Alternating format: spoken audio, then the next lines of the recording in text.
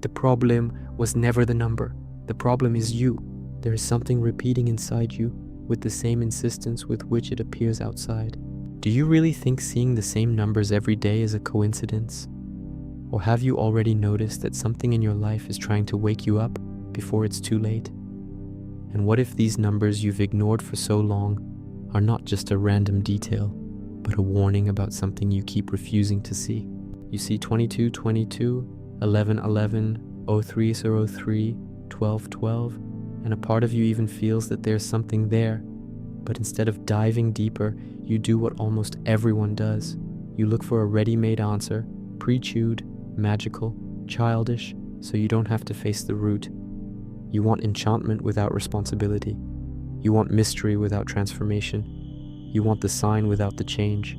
And that is exactly why so many people receive warnings for months, sometimes years, and still continue living the same way, thinking the same way, making the same mistakes, until life charges them in a much harsher language. Pay attention to this.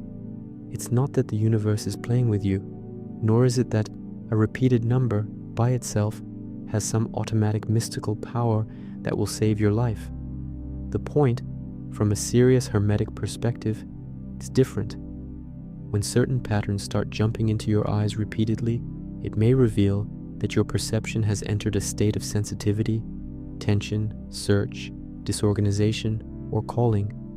What is inside begins to find mirrors outside, not because Thoth spoke about digital clocks, because he didn't, but because the Hermetic tradition revolves around deep principles such as correspondence, mentalism, and rhythm. In other words, the world you perceive is not separate from the quality of what vibrates within you.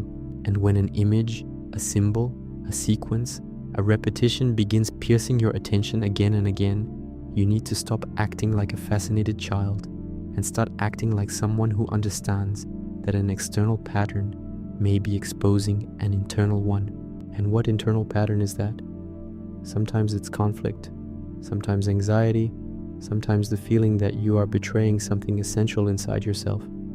Sometimes it's a choice you already know you need to make, but keep postponing.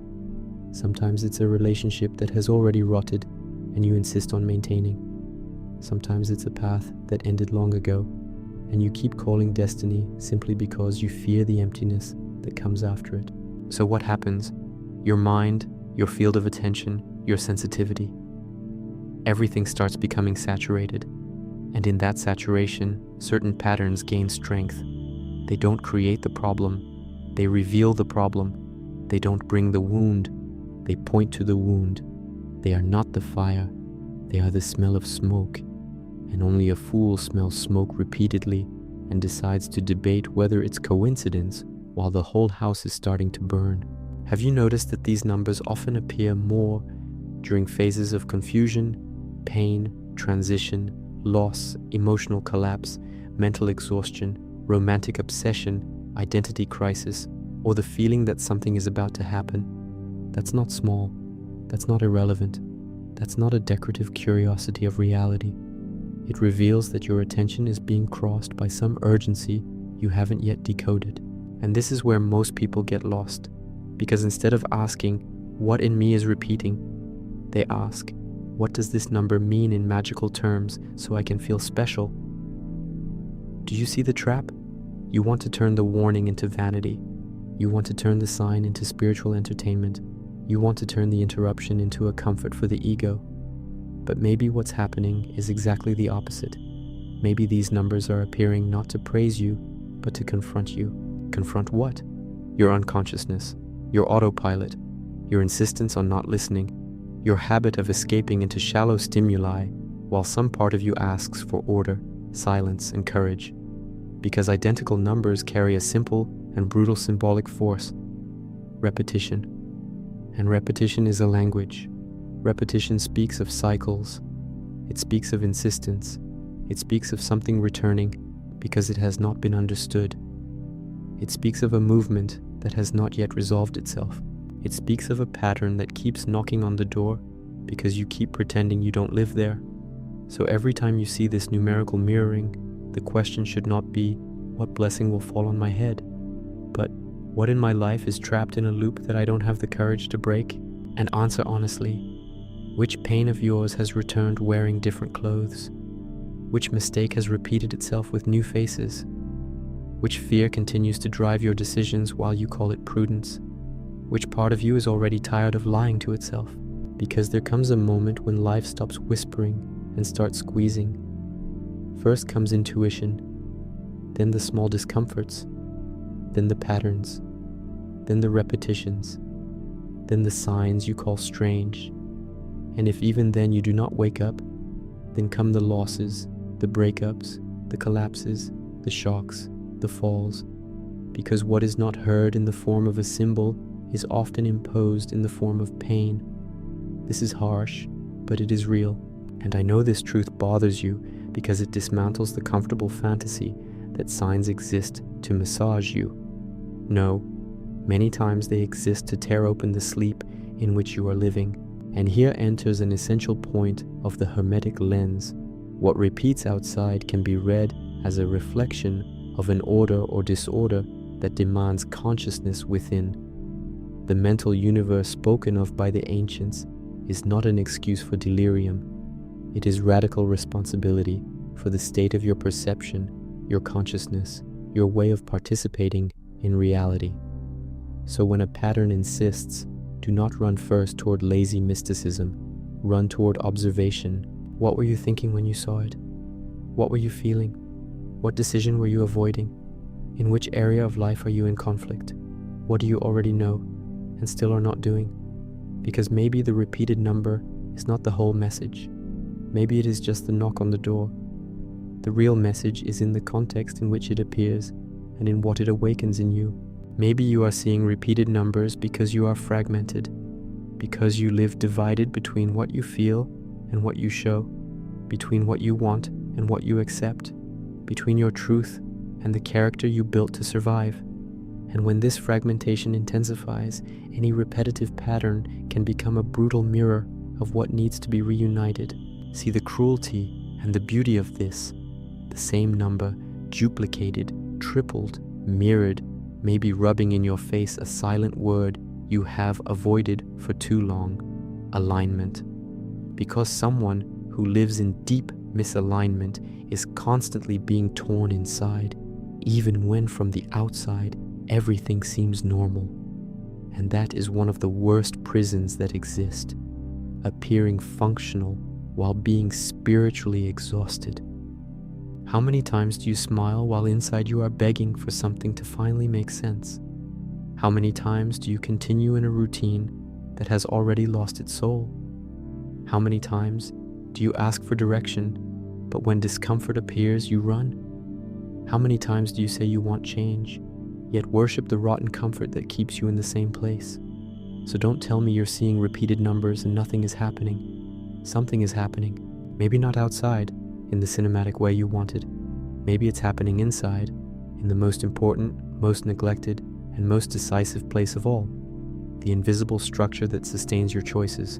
And regret enters exactly here, because regret rarely comes from not having received a sign. Most of the time it comes from having received many and treating them all as details. Later the person looks back and realizes that before the fall, there was already discomfort, repetition, intuition, strangeness, a feeling of pressure, symbols appearing, patterns accumulating. But they ignored everything because they were too busy trying to maintain a version of life that had already expired. So I will ask you directly, what if these numbers are not appearing to make you feel chosen, but to show you that you are late in relation to yourself? What if the real warning is not something magical is coming, but some truth is being postponed? And what if what will destroy you is not the absence of signs, but the excess of denial? Because there is a brutal difference between receiving a warning and obeying a warning. Many people receive them, very few honor them. Honoring a warning means stopping, observing, recording, associating, changing. It means interrupting habits. It means reconsidering relationships. It means descending into yourself without the spiritual makeup that only serves to decorate the ego.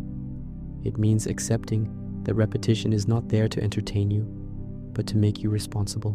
And that hurts, because responsibility kills the fantasy of being a passive victim of destiny. When you understand that a sign may be a call to consciousness, it becomes impossible to continue living at the same level of anesthesia. Either you respond, or you will keep seeing the same mirrors until one of them breaks you. Maybe what frightens you most is not the number. Maybe it is the silence that comes right after it, that microsecond in which you feel you should understand something but don't, that tear in the routine, that brief emptiness, that call without a ready-made sentence. Because there, for an instant, you almost touch a deeper layer of perception, but you run back to distraction. You grab your phone, change the thought, open another tab, talk to someone, search for a generic meaning, anything so you don't have to stay alone with the real question. But the real question remains, and it is dangerous because it changes lives. What exactly in me is asking to be seen right now? Do not underestimate the violence of that question, because when you truly allow yourself to answer it, some things begin to die. Masks begin to die. Self-deceptions begin to die. Excuses begin to die. And then, yes, the signs stop being curiosities and become tools. They become mirrors. They become course corrections. They become an opportunity to leave the trance of unconscious repetition and enter a higher repetition.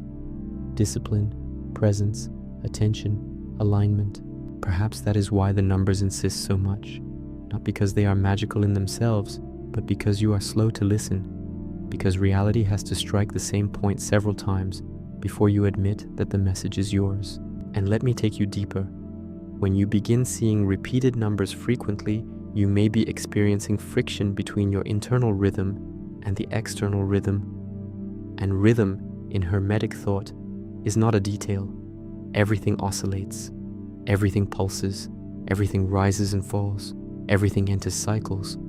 The problem is that you want permanence when life is movement. You want certainty when reality is flow. You want to hold what has already begun to leave. So, patterns appear like subtle hammer blows, reminding you that there is a greater order crossing the apparent chaos, and that you are being called to perceive the tempo of what you are living. But to do that, you have to stop acting like someone who only wants to receive a gift from the universe. You must become someone capable of reading your own life seriously. When was the last time you truly paid attention to the context in which these numbers appeared? Was it before sending that wrong message? Was it in the middle of an emotional relapse?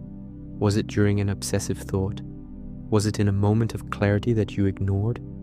Was it while you were trying to convince yourself of something that deep down you already knew was a lie? Because that is where the sign gains flesh. That is where it stops being abstraction and becomes diagnosis. And a real diagnosis does not always caress. Sometimes it exposes. Sometimes it humiliates the ego. Sometimes it shows that you are not lost because the universe forgot you, but because you abandoned yourself repeatedly. And this must be said without perfume. There are people surrounded by warnings, but too addicted to their own patterns to obey them, addicted to suffering the same way, addicted to insisting where there is no life, addicted to fantasizing instead of acting, addicted to searching for grand meanings while neglecting simple and urgent decisions. Do you want to know what these numbers might be trying to extract from you? Presence, honesty, courage. Because without these, any sign becomes nothing more than psychological decoration in a room that is already in ruins. So the next time the pattern appears, do not make the automatic movement of empty fascination. Make the difficult movement. Stop, feel, observe, ask. What is repeating in me? What am I being called to interrupt? What have I already perceived and continue postponing? What truth is trying to pass through my noise? Because maybe the warning is not about the distant future. Maybe it is about the present lie. Maybe it is not an announcement of what will arrive, but a denunciation of what is already wrong. And if that is true, how many more times do you intend to look at the clock, feel the strike for 1 second, and return exactly to the same place? How many repetitions will still be necessary until you realize that the sign is not asking for admiration, it is demanding a response? And when the next repeated number appears before your eyes, will you interpret it as a curiosity? Or will you finally admit that some part of your life has been trying to speak to you for a very, very long time? What almost no one realizes is that the warning is not only in the fact that the number appears, but in the fact that it appears when you are most distracted, most divided, most vulnerable to your own self-deception. It is as if reality takes advantage of the exact moment when your mask lowers a centimeter to pass through the crack. And that is disturbing, because you can deceive others, you can perform strength, you can even build an entire narrative about who you are. But there are moments when something inside you knows. It knows you are forcing a decision. It knows you are prolonging a lie. It knows you are calling intuition what is often fear in disguise. It knows you are accepting less than you should. It knows you are betraying yourself in silence. And then the pattern appears again, cold, dry, without needing to shout, like a symbol cutting through the fog. You look and feel it for a second, just 1 second, and then you try to return to the anesthesia, but something has already been touched, something has already been seen, and what has been seen can no longer be completely unseen. Perhaps that is what hurts most in experiences like this. It is not the mystery of the number. It is the reminder that you have already perceived too many things to keep living with the same innocence as before, because after a certain point, you can no longer say you did not know. You can no longer pretend that discomfort was imagination. You can no longer say the body did not warn you, that the soul did not tighten, that the mind did not saturate, that the symbols did not insist. And when consciousness grows, the weight of responsibility grows with it. Do you understand why so many people prefer to turn all of this into light superstition and quick videos with ready-made interpretations? Because ready-made interpretations require no rupture. They require no confrontation. They do not demand that you abandon what is slowly killing you. They only give you a temporary sensation that you are connected, while your life continues exactly the same. And connection without transformation is only sophisticated illusion. The lens of Thoth, when taken seriously, does not infantilize you. It does not treat you as someone who should wait for signs to outsource their own consciousness. It pushes you toward a deeper reading of reality. The symbol does not come to replace lucidity. The symbol comes to deepen it. And here lies one of the most uncomfortable truths of all.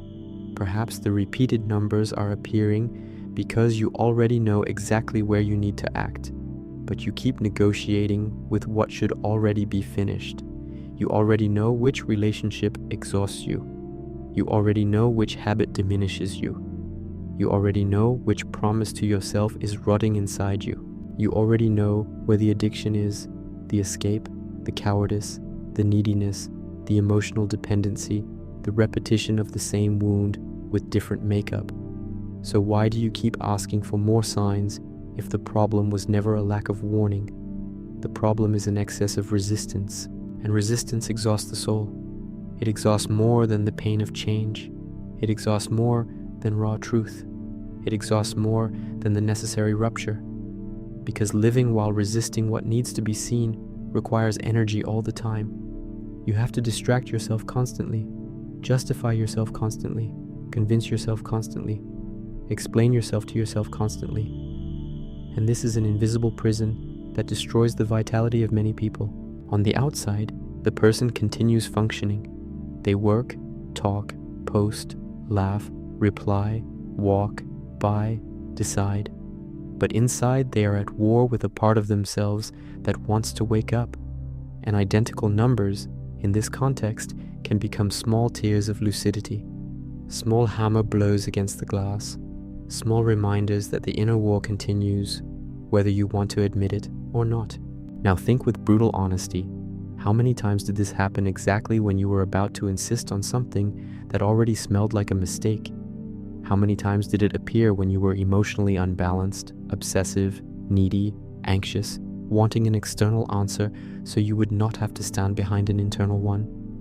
How many times did it arise when you were divided between the comfort of staying the same and the terror of finally changing?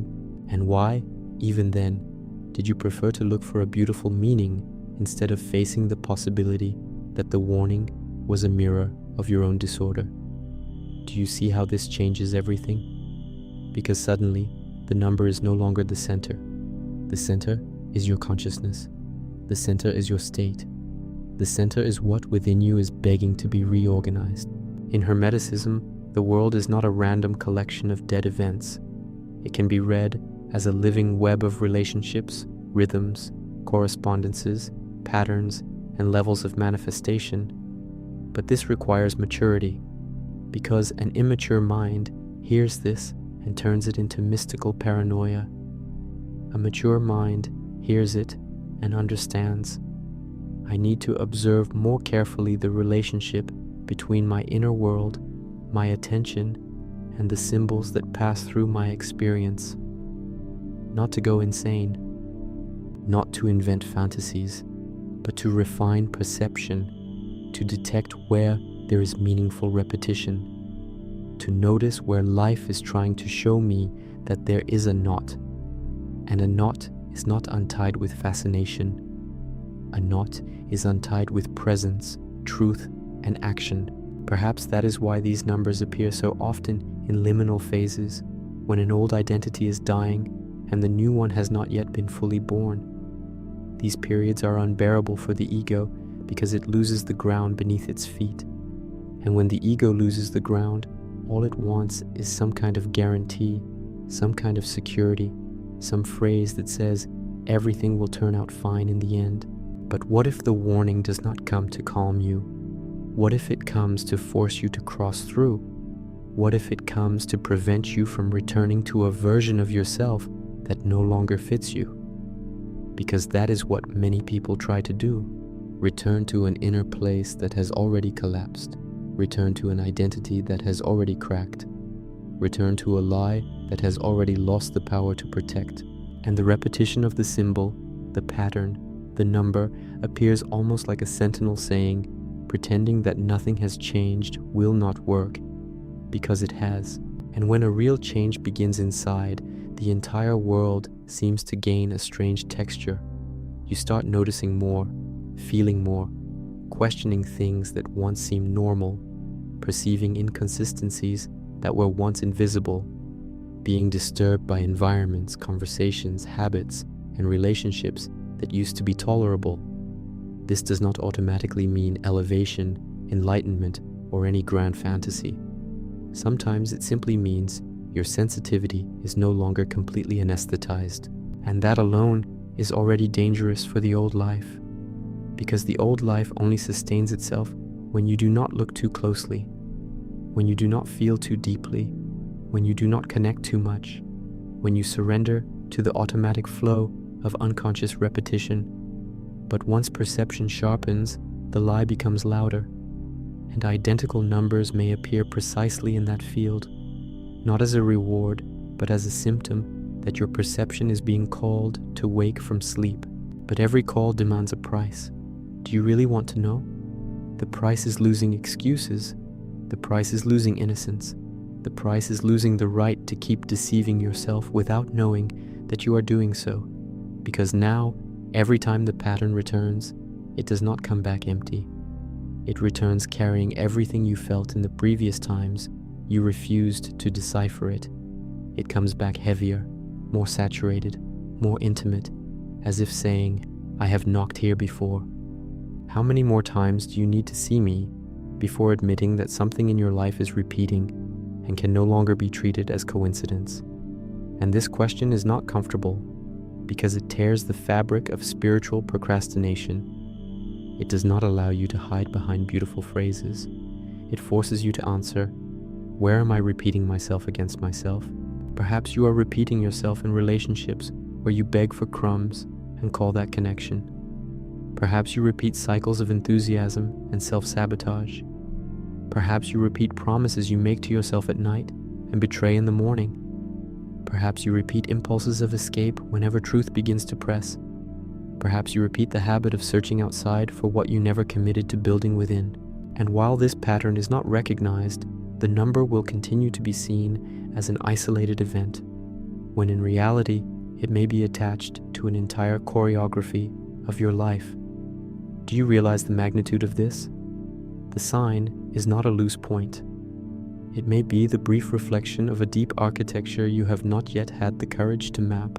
This is where the difference appears between the person who matures and the one who merely collects symbols. The first uses the sign to investigate themselves. The second uses the sign to distract themselves. The first asks, "What needs to change in me?" The second asks, "What does this mean without requiring me to change anything?" The first accepts the discomfort of real self-knowledge. The second looks for spiritual sugar to remain the same. And the consequence of this difference becomes monstrous over time. One becomes more lucid, more aligned, more capable of reading their own life without so much self-illusion. The other becomes a hostage to loose interpretations, increasingly distant from the root of their own suffering, increasingly enchanted with symbols, but increasingly less transformed by them. And perhaps this is the most cruel and most beautiful point of all. Identical numbers do not need to be proof of a theatrical magical reality to have real value. They already have enough value if they pull you out of your numbness for a few seconds and make you ask, what in your life is asking to be rearranged? Because sometimes that is what is missing.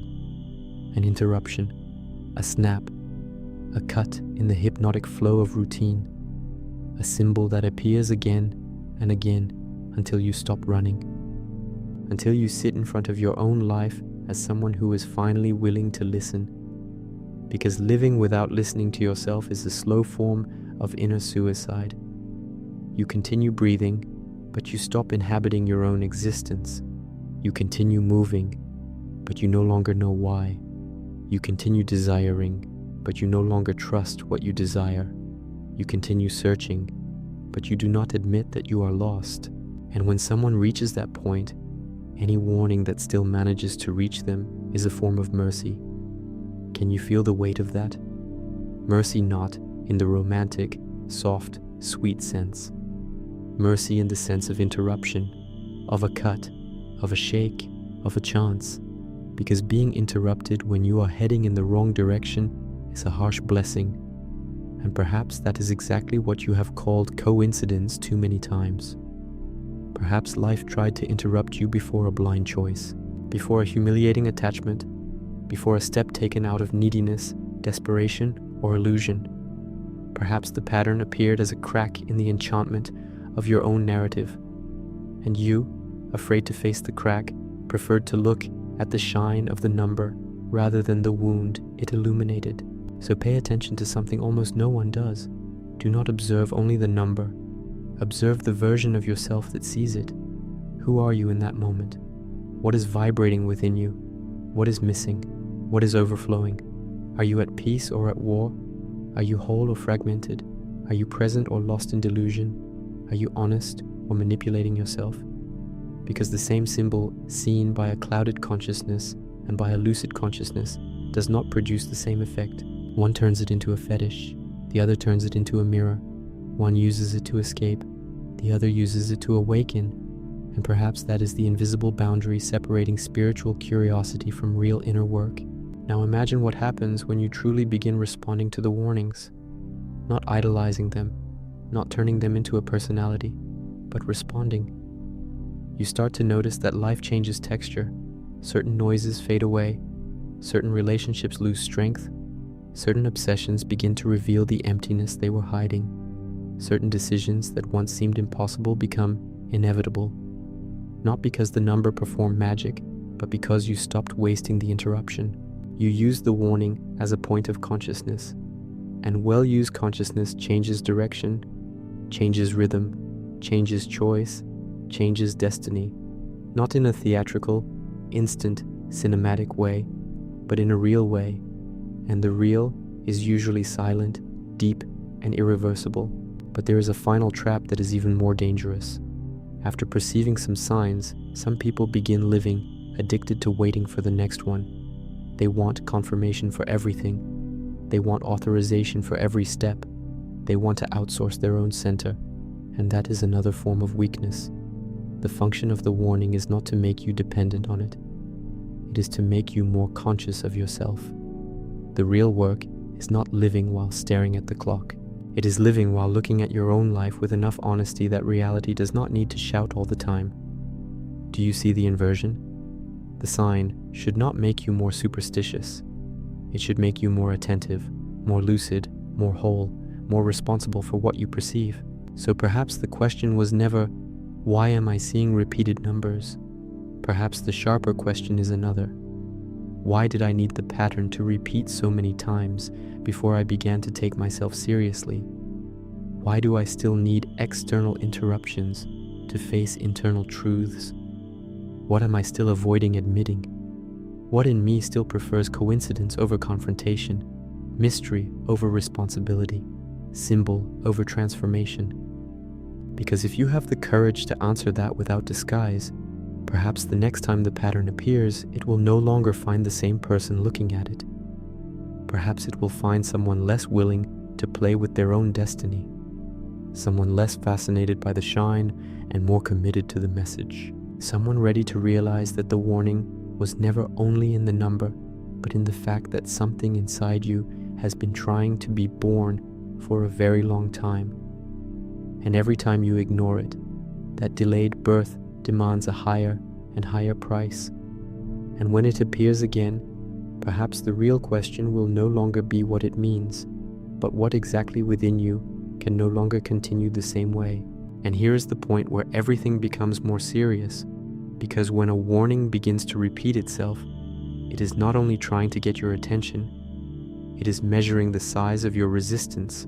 Yes, measuring it. Because each repetition exposes how much you are still capable of seeing something important and yet returning to the same pattern as if nothing had happened. That should frighten you more than the number itself. What is truly frightening is not seeing 1111, 2222, or 0303. What is frightening is realizing that you have already been crossed by small shocks of awareness many times, and still continue negotiating with what weakens you, distracts you, corrupts you from within. How many versions of yourself have already tried to wake you up and were ignored? How many moments of lucidity did you bury beneath distraction, desire, fear, neediness, and haste? Because there comes a moment when the problem stops being a lack of clarity and becomes an attachment to your own numbness. And numbness wears many masks. Sometimes it looks like productivity. Sometimes it looks like a normal routine. Sometimes it looks like calm. Sometimes it even looks like spirituality. But underneath there is a refusal to look at the center of your own life with enough honesty to admit that many things are out of place. Many things. The way you love, the way you abandon yourself, the way you sabotage yourself, the way you beg for external certainty while avoiding internal maturity. Then the number appears and breaks the flow. It does not solve anything. It does not comfort. It does not explain everything. But it breaks the spell. And sometimes all reality needs to do, at first, is break the enchantment. Because while you are enchanted by your own narrative, you do not change. You only defend yourself. You rationalize. You prolong. You call destiny what is often unconscious repetition. Perhaps that is why these patterns appear so often in moments when you are between two worlds, not fully in the old one, still unable to sustain the new. It is a dangerous region, because there you become more exposed, more sensitive, more disorganized, more prone to fall into obsession, exaggerated interpretation, emotional dependency, desperate searches for answers, and at the same time, closer to seeing a truth you could not see before. This intermediate territory is where many people either go mad or mature. And what makes the difference between one and the other? The way you deal with the signs. If you turn them into fuel for fantasy, you get lost. If you turn them into fuel for real observation, you grow. It sounds simple, but it is not. Because truly observing requires a courage most people do not have. the courage to discover that what hurts in you did not begin now. It simply became impossible to hide. And when something becomes impossible to hide, your entire life begins to respond. Your body responds, your mood responds, your sleep responds, your anxiety responds, your tolerance for certain people responds, your patience with falseness responds, your capacity to remain in environments that no longer match you responds. Nothing happens in isolation. Nothing. So why would you treat the symbol as if it were floating in a void? It is not. It belongs to a moment, to an inner climate, to a psychic frequency, to a disorder or a repositioning that is occurring within you.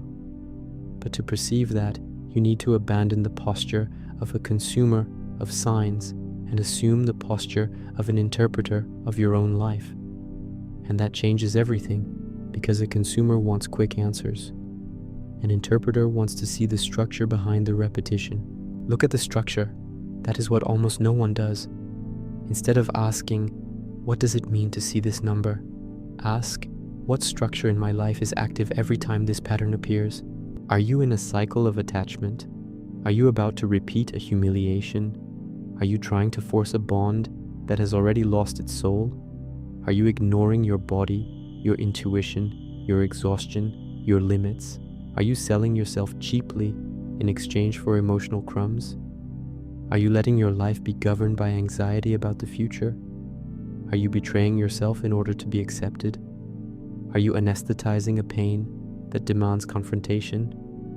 Answer: do not run, because perhaps the symbol is always appearing in the same type of terrain, and that matters more than any generic interpretation you find ready-made out there. The problem with ready-made interpretations is that they offer relief without demand. They say a number means expansion, love, prosperity, realignment, portal, presence, protection. All beautiful, all comfortable, all, very often, empty when separated from the context of your real life, because even beautiful words can become sedatives for someone who does not want to wake up. And you do not need more sedatives. You need a cut. You need sharpness. You need that truth that descends like a blade and separates fantasy from perception. What exactly was happening inside you when the symbol appeared? What lie were you about to buy? What relapse were you about to accept? What fear were you calling intuition? What desire were you calling destiny? Because the human mind is a specialist in deceiving itself when it wants something very much, or fears losing it. That is where the warning becomes precious, not because it is magical, but because it interrupts an altered state of unconsciousness. Yes, unconsciousness. Because wanting too much, fearing too much, clinging too much, fantasizing too much, idealizing too much, all of that distorts perception. You stop seeing reality as it is and start seeing reality as your neediness requires it to be. And in that state, you become vulnerable to illusion, to insistence, to diminishing yourself, to entering cycles that you later call cruel destiny. But perhaps destiny tried to warn you earlier. Perhaps the number appeared at that exact moment because there was a glaring mismatch between what you wanted to believe and what, deep down, you already knew. And you felt it. Do not say you did not feel it. You felt that strange second, that small vacuum, that tiny crack in the narrative. You just did not want to remain there long enough. Remaining there is painful, because there you encounter something the ego hates: ambiguity. The warning does not always tell you go. It does not always tell you stop. Sometimes it simply forces you to notice that you are not whole, and that is already a lot, because a person who is not whole makes dangerous decisions with conviction. A fragmented person swears they are being guided, when in fact they are being dragged by fear, loneliness, vanity, projection, or desperation. And that is why self-awareness is worth more than 1,000 mystical interpretations. If you do not know the internal state you are in, any sign can be hijacked by your fantasy. But if you begin observing yourself deeply, then the pattern stops being a toy and becomes an instrument of reading. Not only a reading of the future, a reading of you. Perhaps you have spent too much time looking outward when everything was screaming to be faced inward. And looking inward is not the beautiful poetic gesture many people sell. Sometimes it is humiliating. Sometimes it is brutal. Sometimes it reveals that you do not want what you claim to want. It reveals that you are more addicted to intensity than to truth. It reveals that you confuse connection with obsession. It reveals that you prefer familiar suffering to unknown freedom. It reveals that you ask for signs but fear obeying them, because obeying, in the end, almost always implies loss. Loss of a character, loss of an illusory hope, loss of a narrative, loss of an attachment, loss of a tired identity that you still insist on defending. So it is not difficult to understand why so many people see warnings and continue exactly the same. Remaining the same, no matter how bad it is, still seems safer than allowing something to die. But there are things that need to die. They must.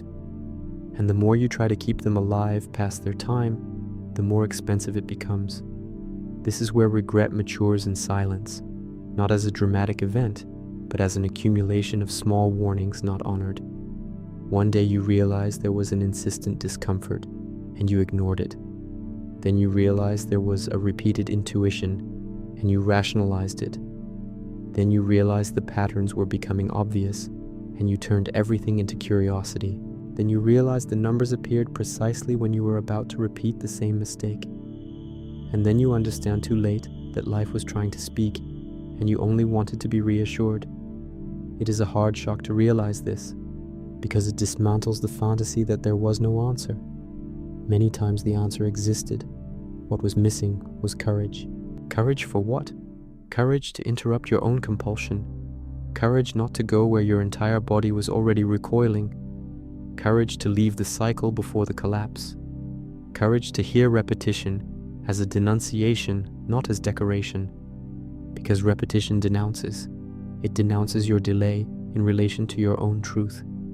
It denounces your insistence on a pattern that has already expired. It denounces the number of times you moved away from yourself in order to fit into something, please someone, maintain a bond, sustain an image, or avoid facing the void. And the void is frightening, I know. It is frightening because it comes after the lie collapses and before the truth organizes itself. But fleeing the void is exactly what keeps you spinning in circles. And identical numbers sometimes appear like small doors in that labyrinth, not to carry you out of it, but to show that there is a crack through which you can leave. But leaving requires renunciation. It requires stopping the romanticization of everything that binds you. It requires stopping calling sensitivity what is sometimes dependency. It requires stopping calling destiny what is sometimes compulsion. It requires stopping calling love what is sometimes fear of being alone. It requires stopping calling intuition what is sometimes panic disguised as premonition. Can you feel how this becomes more serious? Because the symbol loses its childish shine and reveals the real weight of a call to lucidity. And lucidity is not cute. Lucidity cuts. Lucidity separates. Lucidity forces you to see what desire was trying to hide. And yet there is beauty in this. A severe beauty, but real. Because being called to lucidity is a form of mercy, even when it hurts. Imagine living entire years in a state of unconscious repetition without any interruption, without any tear in the fabric, without any discomfort forcing you to stop. Imagine slowly sinking into a life that never truly became yours. That would be tragic. So when the pattern appears, when the brief shock happens, when something on the surface of routine repeats in a strange way and looks back at you, perhaps there is a rare chance there. The chance not to continue sleeping in the same way. The chance to realize that it is not the number chasing you. It is your own truth trying to reach you before the distance between who you are and who you are living as becomes too great. Because there is a point after which that distance becomes unbearable. The person continues functioning, but inside they begin to rot in silence. Everything loses flavor. Everything feels slightly crooked. Nothing fits. There is exhaustion without a clear cause, diffuse irritation, a sensation of misalignment, an endless search for stimulation, an inability to rest within oneself. And the cruelest part is that often this person keeps waiting for a glorious answer from outside, while the answer has already been knocking softly for a long time. Perhaps through small symbols, perhaps through repetitions, perhaps through numbers that appeared precisely to break, for a few seconds, the hypnosis of the automatic. And they ignored it because they wanted a message that would not force them to change. But a real message almost always demands change. And that is why you need to decide what kind of relationship you will have with these warnings. Will you turn them into interpretative addiction, empty fascination, spiritual entertainment? Or will you use them as a point of radical observation of yourself? Because one choice keeps you orbiting signs without moving anywhere. The other can begin dismantling the entire mechanism through which you have been betraying yourself. And perhaps this is where the true secret lies. The one almost no one wants to accept. The warning fully reveals itself only to those willing to lose the version of themselves that needed to remain blind. So the next time the repetition appears, perhaps the most important thing will not be the number itself, nor the clock, nor the hour, nor the apparent coincidence, but that question you have been avoiding answering because you know it changes everything. The question that does not ask for superstition, but for courage. And that becomes harder and harder to silence when life insists on repeating before your eyes exactly what, within you, can no longer continue to be ignored. In the end, what destroys you is not the lack of signs, but the habit of ignoring what life tries to show before the price becomes higher. Seeing repeated numbers may seem small, but when a pattern insists, it may not be the world trying to call your attention for no reason. It may be your own consciousness trying to pull you out of autopilot. So tell me in the comments, which number has been appearing for you, and at what moment in your life did it start? If this video spoke to something deep inside you, share it with someone who may also be experiencing these signs, and subscribe to the channel to keep diving into the messages that almost everyone sees, but almost no one truly understands.